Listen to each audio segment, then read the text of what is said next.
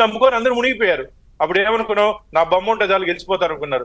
నువ్వు ఉన్నావు కాబట్టి అందరూ ఓడిపోయినారని ఇప్పుడు ఆంధ్రప్రదేశ్ లో నీ తరపున నిలబడినటువంటి శాసనసభ్యులు ఏడుస్తున్నారు. నాతో చాలా మంది మాట్లాడారు, జగన్మోహన్ రెడ్డి నమ్ముకొని నట్టేట మునిగిపోయాం మేమన్నా, అసలు మా పరిస్థితి ఏం బాలేదు, ఉన్నప్పుడు మాకు అపాయింట్మెంట్ ఈడు. నేను మీ ద్వారా ఒకటి అడుగుతా, ఆ 5 సంవత్సరాల్లో నువ్వు ఏం వరగబెట్టావే ఆంధ్రప్రదేశ్ రాష్ట్రానికి? సరే, నీ సొంత జిల్లాలో అన్నమయ్య డ్యామ్ గేటు గ్రీసు పూయలేని కారణంగా అది కొట్టుకుపోయింది కదా. నిర్వసతులకు కూడా నువ్వు ఇంతవరకు నష్టపరిహారం చెల్లించలేదు. ముఖ్యమంత్రి ఉండి నీ సొంత జిల్లా ప్రజలకే నువ్వు న్యాయం చేయలేదే. ఆంధ్రప్రదేశ్ రాష్ట్ర ప్రజలకు ఏ విధంగా చేస్తావు జగన్మోహన్ రెడ్డి గారు? నువ్వు ఇది మంచిది కాదు. నీకు చట్టసభలు అంటే గౌరవం లేదు. అసలు చట్టసభలు అంటే ఈరోజు మీరు మిస్ అయ్యారు.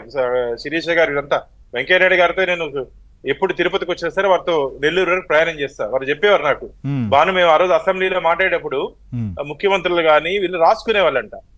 అంటే అంత శ్రద్ధ ఉండేది. ప్రతిపక్ష నాయకులు ఏదైనా మాట్లాడితే రాసుకునేవాళ్ళు, దానికి రాతపూర్వకంగా అక్కడే సమాధానం కూడా చెప్పేవాళ్ళు. అదొక దేవాలయం లాంటిది. చట్టసభలు అసెంబ్లీ అంటే దేవాలయం లాంటిది. నీకు ఆ వాల్యూ తెలీదు, నీకు దాని మీద ఉన్నటువంటి అవగాహన లేదు. అసలు ఏం మాట్లాడారు? 5 సంవత్సరాలు కుటుంబాలు తీసుకొని మాట్లాడిస్తావు నువ్వు.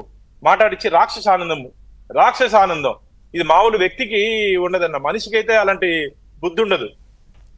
చాలా బాధేస్తుంది. ఎందుకంటే చట్టసభల్లో అలాంటి నేను చూశాను జరిగిన 5 సంవత్సరాలు. రాజకీయాలంటే అసహ్యం కలిగే విధంగా వారి మంత్రులు గాని వారి ఎమ్మెల్యేలు గాని వ్యవహరిస్తుంటే, ఆయన ఒక ముఖ్యమంత్రి హోదాలో ఉండి 5 కోట్ల ఆంధ్రులకి కస్టోడియన్ అయ్యా నువ్వు. 5 కోట్ల మంది ఆంధ్రులకి కస్టోడియన్, కాపలదారు నువ్వు అందరి దగ్గర తిట్టిచ్చి నవ్వుతావు నువ్వు. ఇది మంచిదా జగన్మోహన్ రెడ్డి గారు? అందుకని నిన్ను నవ్వులు పాలు చేస్తారు. నిన్ను నీ పార్టీని ఆంధ్రప్రదేశ్ రాష్ట్ర ప్రజలు నవ్వులు పాలు చేస్తారు. నిన్ను వస్తున్నాడు అసెంబ్లీకి దండం పెట్టుకుంటా. ఎవరికి దండం పెట్టావైనా? నీ మీద ఎవరికైనా ఆ మాత్రం కొద్దిగా ప్రేమనుంటే నమస్కారంకి ప్రతి నమస్కారం సంస్కారం ఉంటారు కదా. ఎవరన్నా నీకు నిన్న వచ్చినప్పుడు ఎక్కడైనా ఒక నమస్కారం పెట్టారా? గోడలకు పెట్టుకుంటూ పోయావు కదా నువ్వు. నేను ఒకసారి ఆ క్లిప్పింగ్ చూపించాను అన్న, గోడలకు పెట్టుకుంటూ పోయాడు ఆయన. ఎదురు మనుషులు ఉంటే కూడా అదొక ఫోటో షూట్ కార్యక్రమం. నీకు ఎంతసేపు పబ్లిసిటీ కావాలే తప్ప నీ పేపరు. ఇంత ముందు మాట్లాడారు సాక్షి గురించి. మనస్సాక్షి లేని సాక్షి గురించి మనం మాట్లాడుకునేది వేస్ట్ అన్న. కేవలం అదొక పాంప్లెట్. మాట్లాడాలని లేదు కానీ సార్ ఇవాళ ఎందుకు చెప్తానంటే అదొక పాంప్లెట్. వైసీపీ అధిక పార్టీకి ఒక పాంప్లెట్. వాస్తవాలు రాయాలి.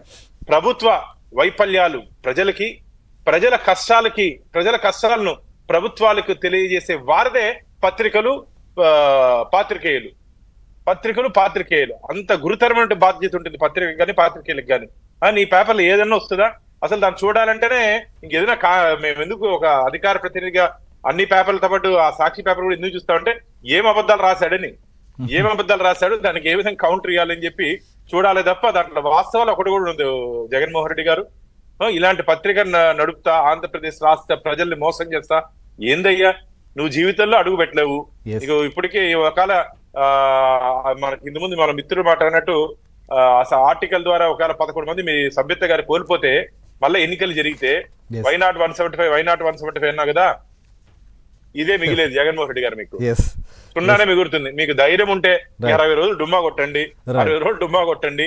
ఎన్నికలు ప్రజాక్షేత్రంలో తేల్చుకుందాం. నీ మీద గాని మా మీద గాని ఎన్డీఏ కూటమి, చంద్రబాబు నాయుడు గారు గాని పవన్ కళ్యాణ్ గారు గాని మా రాష్ట్ర అధ్యక్షురాలు పురంధేశ్వరి గారు గాని మా మీద ఏ విధంగా నమ్మకం ఉంది.